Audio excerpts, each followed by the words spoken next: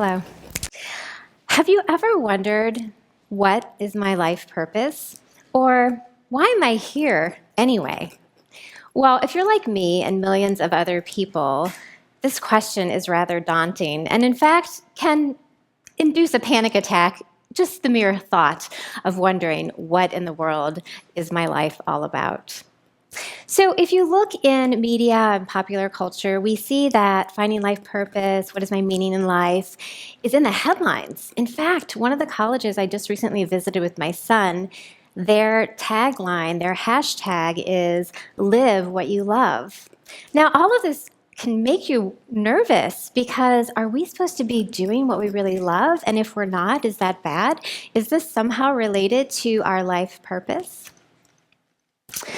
Well, this question, what is life purpose, is a question that is sort of a duality within me. So part of me really yearns and wants to know, what is my life purpose? I really want to know what the meaning is. And the other part of me is really worried that maybe I don't have a life purpose and maybe my life doesn't have any meaning at all. And so this question, this perplexing question, the reason I even got interested in this question is because of a story, an experience that happened to me many years ago. When I was finishing my PhD in psychology, I had a faculty advisor. His name was Dr. Henry Poon. And Dr. Henry Poon was a very wise and somewhat intimidating man. And we all really liked him because you could have great philosophical conversations, and it was just really easy to talk with him. So it was my turn to have my meeting with him, and we were going to talk about, dissertation and academic courses and things like that. And we sit and we're chatting, and it's going very nicely, and I'm enjoying our conversation. I think that maybe it's time for me to go, and I turn to get up to leave, and at that moment, he looks at me and anchors me with his gaze, and he says, "What is your life purpose?" At that moment, I stopped breathing. My eyes were probably huge, and I felt like a deer caught in headlights. And internally, I thought, is this a trick question? Is he baiting me? Is there a right answer to this? Then I thought, maybe it's a Zen koan, like if a tree falls in the forest and nobody's there to hear it, does it make a sound? I really wasn't sure. But in that moment, I answered in the only way that I knew how to answer. Well, my life purpose is to be a therapist, of course. And he looks at me as only Dr. Poon can look at you and said, "No. That is not it. It is deeper and grander and bigger than that." And with that, I thought, what do you mean? I love what I do. I don't understand. So I left our meeting feeling a little bit like maybe he criticized me and told me that I wasn't deep enough. And this kind of hurt my feelings. So then I began to think, and many months went by, and I just kept thinking and thinking, and this question sat upon my shoulder, always nudging me, ever present. What is my life purpose? What is my life purpose? What is life purpose? And I really didn't understand what he was getting at. And so as some things happen, the winter was behind me. Spring was starting to happen outside, and with spring, all of a sudden my thoughts began to clear. And I had this idea, this epiphany of sorts. Could it be that life purpose is something that's always within us, something that we have from the very beginning? Could it be that I've always known what it is? And so I remembered a memory back from when I was a freshman in college.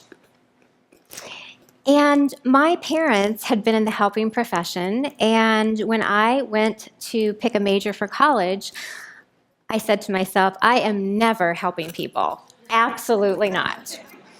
I've been helping people my entire life, and I definitely don't want to do that. So I went into school in graphic design thinking I was going to be an advertising executive and I was going to do storyboards and branding, and it was going to be so cool. I sat in my first graphic design class, and in that moment I realized that I had made a really big mistake. and marched myself over to the psychology department and switched majors. And in that moment, I don't know if I realized that, oh, I'm an adolescent rebelling. I didn't want to do what my parents did. But also, I had been helping people my whole life, so it didn't feel like something different. And college felt like something different that you should do. But with this memory and this recognition, I realized that this is part of my life purpose. And I started to think of these things, these innate gifts and talents that we have as golden threads, little golden threads that are there with us from birth. And as we grow, they continue to grow with us and cultivate within us. And so for me, my golden threads were creativity and helping others and creating excitement in my own life as well as other people's. And so I thought, these golden threads, the way they have woven together in my own life, I could have been many things. I could have been a nurse or a teacher or a doctor, but I chose to be a therapist and a professor, which suited me well enough. And so I started to see that maybe there's a multiple choice of life purpose, that you have your life purpose, your golden threads, but you could do multiple career choices. And so, as is what happens sometimes, is that as I was learning about the golden threads, I started to see clients in my practice that were changing careers midlife, that were stay-at-home parents that decided to go back to the workplace, that were college kids wanting to figure things out.